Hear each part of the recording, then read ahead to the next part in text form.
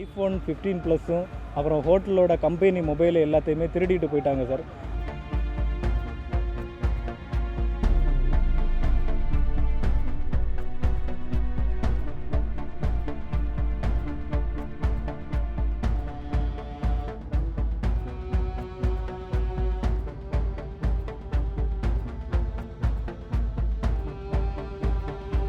நான் போயிட்டு 10 மணிக்கு போகும்போது இன்றைக்கி ஐபிஎல் நடக்குது, இன்றைக்கி யாருமே ஸ்டேஷன்லேருந்து வரமாட்டாங்க, நாளைக்கு வரோம் அப்படின்னு சொல்லிட்டு என்னை வந்து புறக்கணித்து திரும்ப விட்டாங்க. கம்ப்ளைண்ட்டு நீ ஏன் இந்த மாதிரி எழுதியிருக்க, நீயும் உள்ள அக்யூஸ்டாக போயிடுவேன், நாங்கள் சொல்லுது மாதிரி எழுதணும் அப்படின்னு சொல்லி என்னை மிரட்டி நான் போய் ஒவ்வொரு இடமா பார்த்து இன்றைக்கி காலையில் அந்த அக்யூஸ்டை நானே வந்து கண்டுபிடிச்சிட்டேன்.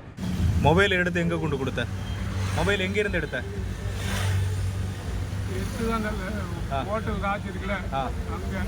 ஹோட்டல் எத்தனை மணிக்கு, எத்தனாம் தேதி எடுத்த, எத்தனை மணிக்கு எடுத்த? மே 1. ஆனால் கொடுத்து எங்கே கொண்டு விற்ற? டேய், மொபைல் எங்கே கொண்டு விற்ற? இங்கே தான் சார் கொடுத்தேன். நீ எத்தனை மணிக்கு லாட்ஜுக்கு வந்து எடுத்த மொபைலை? 4 மணிக்கு சார். மே 1 இல்லை, அப்போ அதுக்கு முன்னாடியே எடுத்துன்னு கொடுத்தேன். மே 1 தான். மே 1 leave, wine shop leave. Correct. பிளாக்ல வாங்கி ஒயின் ஷாப் லீவ் சார். அடிச்சா சேவ் பண்ணுறேன். நானே அக்யூஸ்டை கண்டுபிடிச்சவங்க முன்னாடி கொண்டு நிப்பாட்டிட்டு சொன்னேன் சார். இந்த அக்யூஸ்டை நானே கண்டுபிடிச்சிருக்கேன், நான் எல்லாமே சொன்னேன். ரிகவரி பண்ணி கொடுங்கன்னு கேட்டால் அதுவும் பண்ணி கொடுக்க மாட்டாங்க. நான் இந்த அக்யூஸ்டை என்ன சார் பண்ணுக்கு, எனக்கு ரிகவரி நீங்கள் வாங்கி கொடுங்கன்னு கேட்டதுக்கு நீங்கள் அக்யூஸ்டுக்கு ஃபோன் நம்பரையும் அட்ரஸையும் வாங்கிட்டு அவனை விட்டுருங்க, நாளைக்கு பார்த்துக்கலாம் அப்படின்னு சொன்னாங்க. திரும்ப அக்யூஸ்டை பிடிக்கவும் அவங்க ஹெல்ப் பண்ணலை.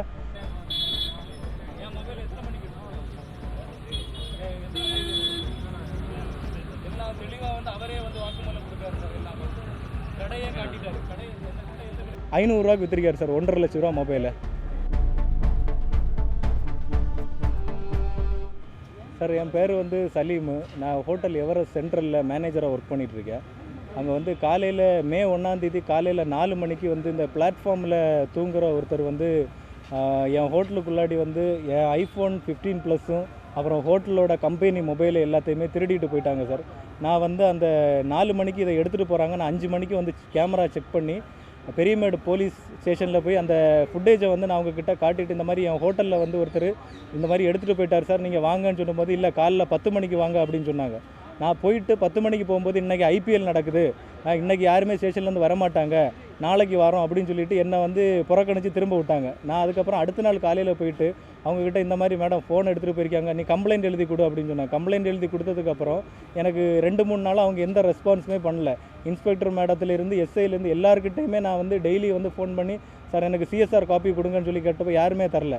அதுக்கப்புறம் வந்து நான் கமிஷனர் ஆஃபீஸில் வந்து ஒரு கம்ப்ளைண்ட்டு மே 5ஆம் தேதி எழுதி கொடுத்துருந்தேன். கமிஷனர் ஆஃபீஸில் இன்ஃபார்ம் பண்ண உடனே என்னை ஸ்டேஷனுக்கு கூப்பிட்டு கம்ப்ளைண்ட்டு நீ ஏன் இந்த மாதிரி எழுதியிருக்க, நாங்கள் சொல்லுது மாதிரி தான் நீ கம்ப்ளைண்ட் எழுதணும் அப்படின்னு சொல்லிட்டு என்கிட்ட மொட்டையாக வந்து ஒரு கம்ப்ளைண்ட் எழுதிக்காங்க. அதாவது மொபைலில் 2ஐயும் நீ ஹோட்டலில் வச்சுருந்த அந்த அடையாளம் ஒரு திரும்ப வந்து நீ தூங்கி எந்திரிச்சு வந்து பார்க்கும்போது மொபைலை காணும் அப்படின்னு எழுத.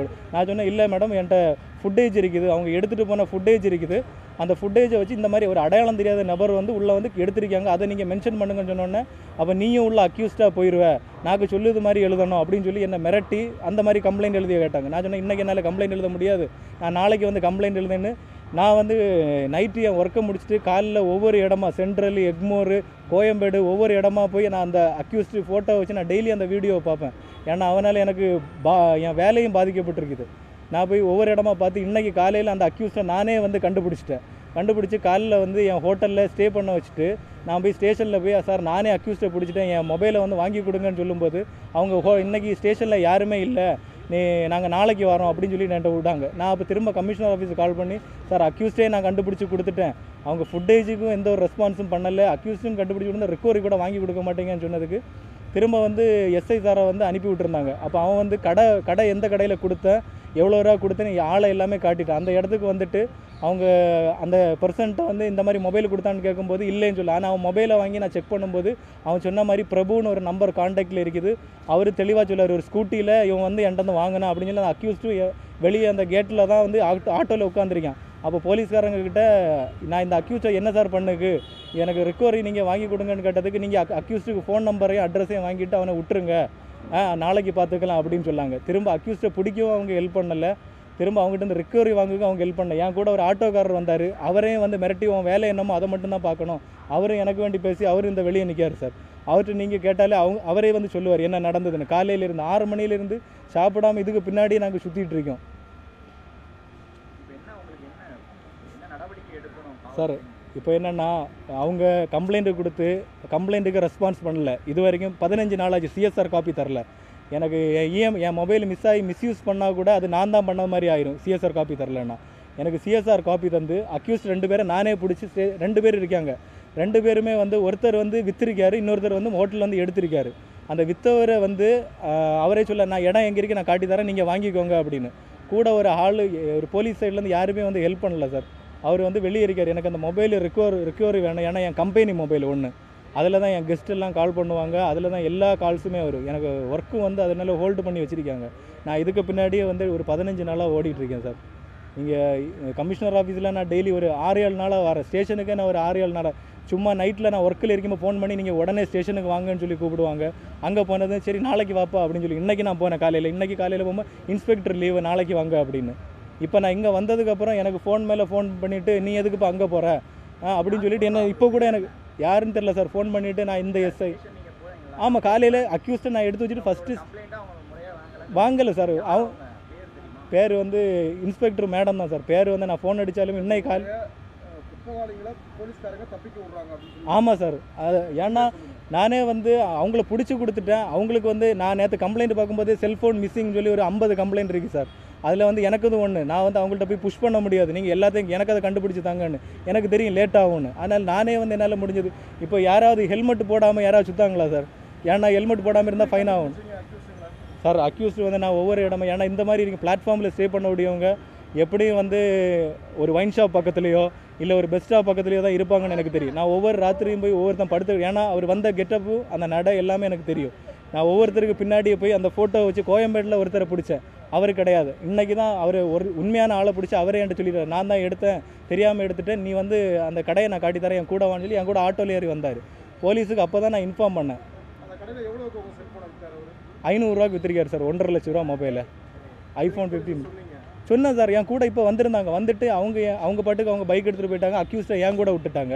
அவன் என்னடானா நாங்கள் போகிறோம் சார், எனக்கு வயிறு பசிக்குது தலைவலிக்குது அப்படின்னு சொல்லிட்டு நான் ஒன்று சார் அவங்க இப்படி சொல்லாங்க நான் என்ன பண்ணுங்கன்னு கேட்க உடனே நீங்கள் அது அட்ரஸ் ஃபோன் நம்பர் வாங்கிட்டு எழுதி விட்டுருங்க அப்படின்னு. அங்கே தான் சார் இருக்கேன். அக்யூஸ்ட்டை கண்டுபிடிச்சவங்க முன்னாடி கொண்டு வந்து நிப்பாட்டிட்டு சொன்னேன் சார் இந்த அக்யூஸ்ட்டை நானே கண்டுபிடிச்சிருந்தேன் நாங்கள் எல்லாமே சொல்லலாம் ரிகவரி பண்ணி கொடுங்கன்னு கேட்டால் அதுவும் பண்ணி கொடுக்க மாட்டாங்க.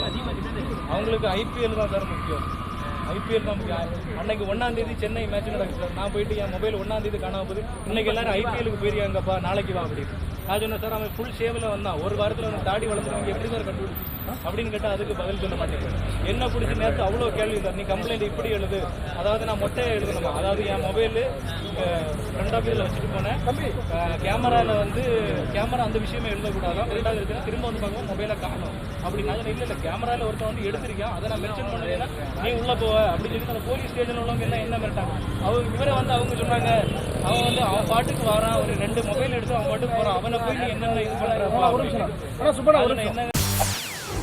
செய்திகளை உடனுக்குடன் தெரிந்து கொள்ள உடனே சப்ஸ்கிரைப் பண்ணுங்க.